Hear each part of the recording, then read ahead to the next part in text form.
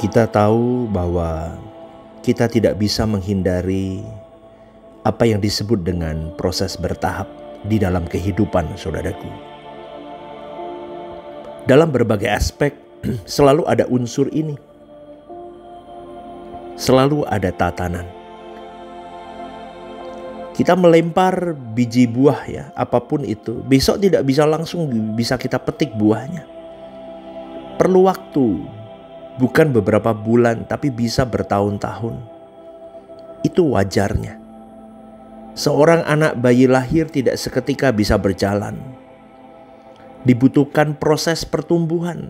Merangkak dulu, berdiri, berjalan tertatih, lalu bisa berjalan dengan baik. Kemudian baru bisa berlari. Semua butuh proses. Demikian pula dengan kehidupan rohani kita. Pengenalan kita akan Allah, pertumbuhan kedewasaan kita, pertumbuhan kesucian kita, semua juga perlu proses. Oleh sebab itu kita harus memperhatikan kesempatan yang Tuhan berikan kepada kita untuk menjalani proses pertumbuhan itu. Jangan sampai kita mengalihkan perhatian kepada sesuatu, akhirnya proses pengenalan kita akan Allah tidak bertumbuh dengan wajar, normal, dan proporsional. Kita harus memperhatikan, saudaraku, bahwa setiap hari proses itu masih dan terus berlangsung. Kita tidak bisa mengharapkan hari esok kita menjadi dewasa rohani, bisa hidup suci, hidup tidak bercacat, tidak bercela seiring dengan berjalannya waktu. Waktu yang tidak digunakan dengan baik pasti menjadi sia-sia. Bahkan tidak jarang seseorang menjadi semakin rusak, semakin jauh dari Tuhan. Tanpa disadari banyak orang mereka memang tidak bermaksud mau jahat, mau masuk neraka, mau melawan Allah. Ingin tidak bertumbuh di dalam Tuhan atau mau hidup dalam dosa. Tetapi memang karena hanya berharap, mereka punya pemikiran begini, bahwa suatu hari nanti dengan berjalannya waktu aku bisa semakin baik. Lebih baik, lebih suci, lebih mengenal Allah, kemudian mati masuk surga. Tapi dia tidak memperhatikan proses yang harus berlangsung, yang seharusnya dijalani dan dialami setiap hari. Saudaraku, pagi hari ini saya mau mengingatkan kepada kita semua, Tuhan masih memberi kita waktu. Hari ini Tuhan memberi kita lembar hari yang baru. Amin, saudaraku. Dan besok kita memiliki hari yang baru lagi. Sampai waktu kita habis di dunia ini. Maka setiap hari kita harus menyelesaikan mandat kita, tugas kita. Kita harus memperhatikan proses hidup kita. Kita harus menyediakan diri untuk masuk di dalam proses perubahan yang bertahap, saudaraku. Semakin mengenal Allah, semakin suci, semakin berkenan di hadapan Allah. Semakin tidak bercacat, tidak bercela, semakin seperti Yesus. Serupa Yesus. Semakin sempurna seperti Bapa. Semakin mengenakan kodrat ilahi. Itu pertarungan kita tiap hari. Setiap lembaran hari hidup baru kita diizinkan, itu pertarungan kita. Dan kita harus menyediakan diri untuk itu. Caranya dengan membawa diri kita kepada situasi-situasi di mana iman kita bisa bertumbuh. Kita harus mengkondisi hidup kita untuk mengalami perubahan iman, pertumbuhan iman. Sebaliknya ada orang yang hanya mau jalan-jalan, happy-happy. Aku udah tua kok. Aku harus menikmati hidup, jalan-jalan keliling dunia. Atau habis waktunya untuk nonton film. Sepanjang hari dari pagi sampai malam di depan televisi. Apalagi sekarang tontonan-tontonan bagus-bagus kan. Wah, nonton terus. Ada lagi yang cuman mau happy-happy.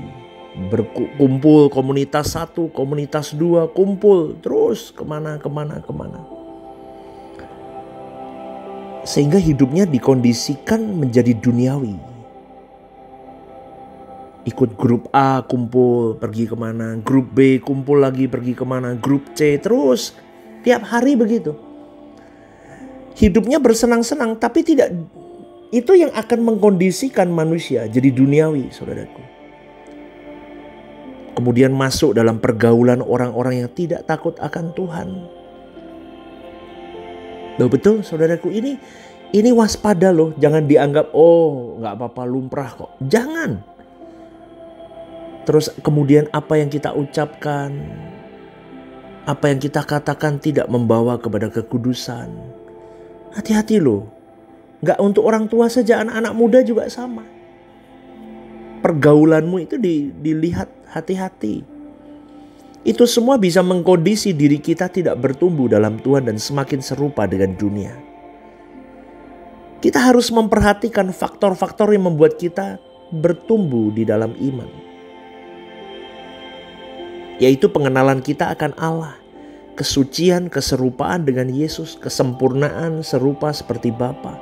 Sebaliknya, kita juga perlu melihat, saudaraku, faktor-faktor yang menghambat, menghalangi dan bisa menggagalkan pertumbuhan iman. Itu harus terus kita pangkas, kita buang, kita jauhi. Loh, sudah tahu perkumpulanmu tidak membawa dirimu semakin dekat Tuhan, kenapa kau teruskan? Jauhi.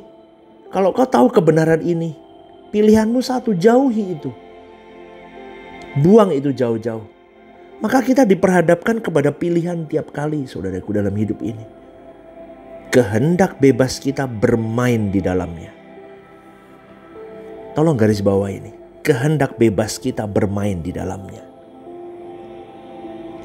Apakah aku memilih menyenangkan Tuhan atau kompromi dengan dunia? Mengkondisi kita, kalau yang satu mengkondisi kita tidak takut akan Allah, menjadi tidak rohani, tapi yang satu mengkondisi kita takut akan Allah, semakin mengenal Allah. Itu pilihan kita.